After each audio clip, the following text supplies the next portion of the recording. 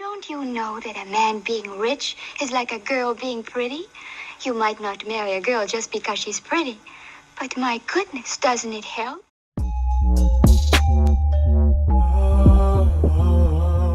Hey guys, welcome to welcome back to my channel. We are back yet again for another video, and this is the first episode in a segment I'd like to call Let's Talk About It. And here with me to help me with that is my sister from another mister, my homie, my road dog. Absolute pleasure to be here. Super excited to talk about it, which is everything with Drew and all of you. Today we're doing a pretty privileged conversation. The topic for the day was actually inspired by a YouTuber's video that I saw a few weeks ago, and her name, I hope I'm saying it correct, Stephco. So I'll link her video, the original video, in the description below for those who are interested in watching. And the topic of this video is I don't have pretty privilege and it sucks. So what we're going to do is just dissect that topic, talk about pretty privilege, what that means to me, what that means to Momo, and have the conversation. So let's get into it. It was my first time ever seeing this YouTuber, and for the longest time in the video, I had to wonder if she was in therapy. She spoke very eloquently and sensibly, and it was very well thought out and personal, which was her intent. But I was just like, I hope she's going to therapy for this. That was a big takeaway. And then my other big takeaway, maybe I figured out way too young, I don't know, but just how you show up in the world and present yourself in the world will do more for you than you sitting down dwelling on whether or not you have pretty privilege, or, you know, maybe not taking stock, because it's sensible to take stock. She said she's a self-preservation type person. But just, I don't know, like she said she doesn't go out much. She just has a certain wardrobe. Like, pretty privilege is so subjective depending on where you are in the world. Like, we know these white folk conquered the world, or present day world, for centuries, and then they were responsible for kind of shaping the beauty standards that we have. And so when you're looking at pretty privilege, like, I went to Syracuse University, a predominantly white university. You went to university in Germany, again, predominantly white place. I'm not expecting them to walk and kiss my feet like the goddess I am. And I've experienced it, but then, like, you take stock of like how the room is set. They don't even need to have a fat ass or a cute face. They just fit a box, a stereotype, a checklist. Now, I do think she was quite relatable.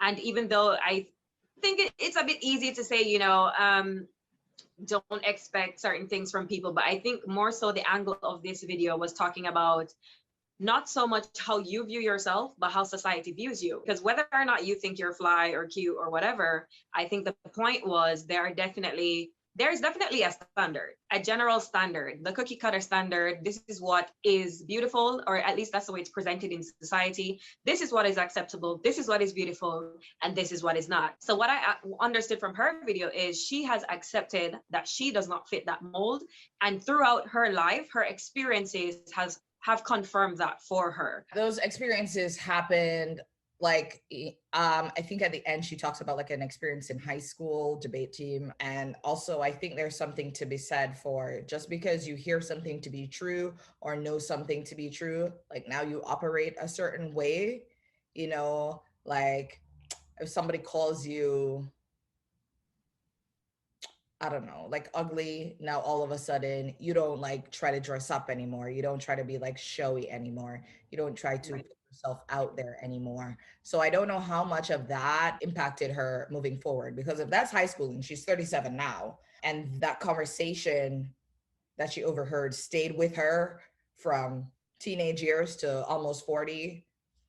Yeah. I don't know if you would be operating in the world the same way had you not heard that conversation, or had it not been like so thrown in your face. The conversation around beauty, I didn't really have growing up. I don't know what it was like in your household, but like pretty was neither here nor there. Never really talked about, like, I never got it. I didn't think I was ugly, but just like prettiness, I guess, wasn't at the top of anything. I mean, maybe I just didn't get compliments in general. Conversation. Right. And Um, so that's definitely something I found interesting in this conversation, because I think it's worthwhile to mention that your experience is definitely different depending on where you grew up. Like we grew up in the Caribbean. The general population, even though we have diversity, general population is either black or, you know, mixed with some sort of black. So you're either Asian and black, Indian and black, black, somewhere along the lines. Not to say we don't have full race people, but just speaking generally for the population. So because of that, we have less, I think we will have a bit less of that than somebody who maybe grew up in a predominantly white area. By the time we moved away to be in areas that were predominantly white, we already knew who we were. We already knew our experiences. We already knew we were out here. Like we all have days when we feel like we're ugly, but you know, by then we had already come into our own. So I think that's the difference. by the time like we are exposed to that, nobody couldn't tell us nothing. Right. But I definitely can relate on some scale, because when she spoke, I did think about, for example, my personal experience in high school. I feel like that's when I started to realize in high school that, oh, there are preferred types of women, there are preferred types of complexions, because that's at that stage when that became like that was brought to my attention. Because like you said, before that I was in oblivion. Nobody had ever really spoken about what it means to be pretty, or who is pretty or who is not pretty. No one really cared. And far too many times people are way too comfortable saying things to women that they have no business telling us anything about, like mind your business, sir, mind your business, ma'am, thank you. But I found that very relatable. She was definitely relatable. And again, I feel like most of the instances I've had where I felt like I wasn't a pretty girl in the room was because I was just like in a predominantly white place. White spaces. Or You know what I think it is? I think there's a difference between feeling unpretty or feeling like you don't fit in. Because I've definitely been in spaces where I know that I'm pretty, but this is not my crowd. Like, especially when I'm surrounded by like predominantly white people, then it's just like, okay, these guys would not be, I don't know how to put it. Like you could be Naomi Campbell up in that room and they still wouldn't look. Right. There are definitely spaces like that. And like, and I also get the opposite, where you're the only one in the space and it's almost like you're being fetishized. You're not sure if the love or the attraction to you would be there if you weren't the different one in the room. Do you feel sorry for her? You know, a part of me did. I don't know if it's necessarily sorry, but I definitely sympathize with her plight, with her situation, because it affected her, how she perceived herself and how, like, what she decided to do during her 20s. So it sounded like she became a recluse because the response that she was getting was not what she wanted. And so her response to that was just like, okay, what's the point? What's the point of going out and having fun? What's the point of going out with people who look better than me? Because it's just going to make me feel bad. So it sounded like it robbed her of very like fun years, you know, instead of going out and having a good time and kind of enjoying life, she was always a bit worried about the response of what she would get. And also I feel like it affected her ability to, she did mention that she wasn't able to be in any form of long-term committed situation that was in a healthy way.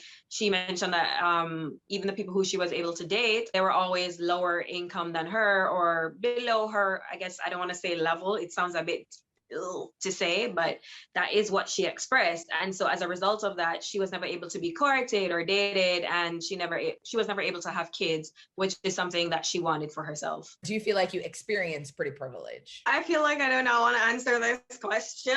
Hello. You know, pretty people need to be honest about the fact that pretty privilege exists. So if you feel like you experience this, like as you go through life. Just the fact that you think I'm pretty, I think you're pretty too, girl. Okay. Okay. All right. Let me be serious. I would have to say I've experienced both sides. I definitely feel like when in high school or in my developing years, when, you know, we all go through that awkward, ugly phase, I definitely had my times where I felt like not necessarily ugly, but like I wasn't the preferred person in the room because I was very skinny growing up, no breasts, no ass. And I mean, that's always a thing. So when you're developing, I think the insecurity is always there that you're not the ideal person at that time. Now that I'm older and I give a little bit less about what people think, and also I've grown into my assets, I definitely think that there are cases when I'm just like, yeah, this person is helpful because I'm cute. Be it I pull into the gas station and somebody will offer to like, oh, let me help you, you know, fix your tire or whatever. Like I don't have to do those things on my own, depending on where I am. Mhm. But I've definitely been in countries where it's just like, I'm not the mold, I'm not the preferred person. And best believe I will struggle and hobble to bring my own groceries because nobody will offer. So Yeah. I've experienced both sides. And then do you take those things to heart when you don't get pretty privilege? Because I feel like that's what it seems like has happened with her. I wouldn't say take it on or take offense to it. What I would say is it would be difficult to be around other people who I feel like they have this privilege, because I definitely have people around me who are better than bad, you know, like I think they're absolutely beautiful. So knowing that I'm not the ugliest person in the world, really, like I can pull my own weight, it does help you to feel a little bit more like you belong, you know what I mean? Like it's only natural, it's human nature. You want to feel attractive, you want to feel wanted. Do I allow it to validate everything that I do? No, because I've definitely been in spaces, like I said, where I'm not preferred one. I'm still gonna dress cute, I'm still gonna do my hair, I'm still gonna buy my own drinks, I'm still gonna have fun. But Right. if I had to do that right throughout my life, I can't imagine that would be draining. To kind of set the norm for yourself, Yeah. which is what I wish somebody would have told her when she was younger and in her 20s, that you can choose to mold yourself to this norm, societal norm, or you can allow it to make you miserable, or you can choose to adhere to some of it. Pictures and refuse. Like, Right. and And it seems like that's what she missed out on, if you ask me. pretty just never really mattered to me. And maybe that in itself is a privilege. But Wait, you said pretty doesn't matter to you, and that in itself is a privilege, because you have the freedom to know that since it doesn't matter to you, you can do what you want to do when you want to do it without worrying about other people. I, However, even though it doesn't matter to you, do you find that it makes a difference in how other people view you, how other people respond to you in spaces? absolutely. And I did say maybe, of course, you get like treated better and nicer or different outside of not really having a conversation around beauty or prettiness. I just never really cared. Don't think it's because I thought of myself as pretty. I just like didn't care for the societal norms or expectations because again, why? Do you think you perhaps weaponized doing the opposite of what was expected, so that if this is okay, we know this is how Monique is, so there's no expectation there. Do you think you use that as a weapon so that you would not be judged based on the criteria as it relates to societal norms? I would say yes. I feel like weaponized is very strong because I wasn't like thinking about it at the time, but I'm like, yeah, I never wanted a job in a role that I always had to like be Put presented together, way. professional. Pressure is put on them to like kind of look presentable all the time. Don't you think that's exactly what she did, just in a different way? So I know that she basically, what I understood was, okay, I'm speaking as her. If I could understand what she was saying was, okay, I understand that I'm not the mold or I'm not the expectation of what is pretty. So I'm going to stay out of these spaces where that is an expectation for me. Similar to kind of how you just explain that you did the opposite, so that this was not an expectation for you. So it's, don't you think that's a similar response, just in a different way, a different method to the same result? I don't think it was the best response though, because now you didn't live life. Like you shortchanged your youth and experiences that you could have had in your youth.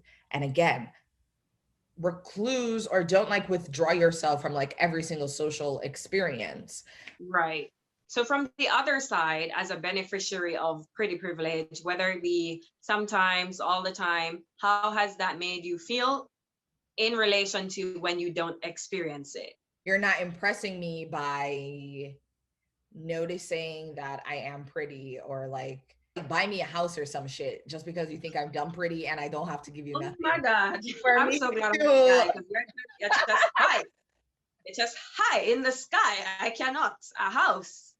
I don't know. Like, I don't know what it's gonna take for me to be like so enamored by the fact that you feel like I am beautiful, you know? Exactly. So that's what I'm asking. Do you not understand why she feels the way she feels? Or do you not think it's valid that she feels the way she feels? I mean, all her feelings are valid 1000%, and I totally understand the sentiment of why she feels the way she feels. It Like, Mhm. and I do remember years ago, for example, Patricia Bright, she did make a video saying that I was the ugly friend. Like she accepted that I am the ugly friend.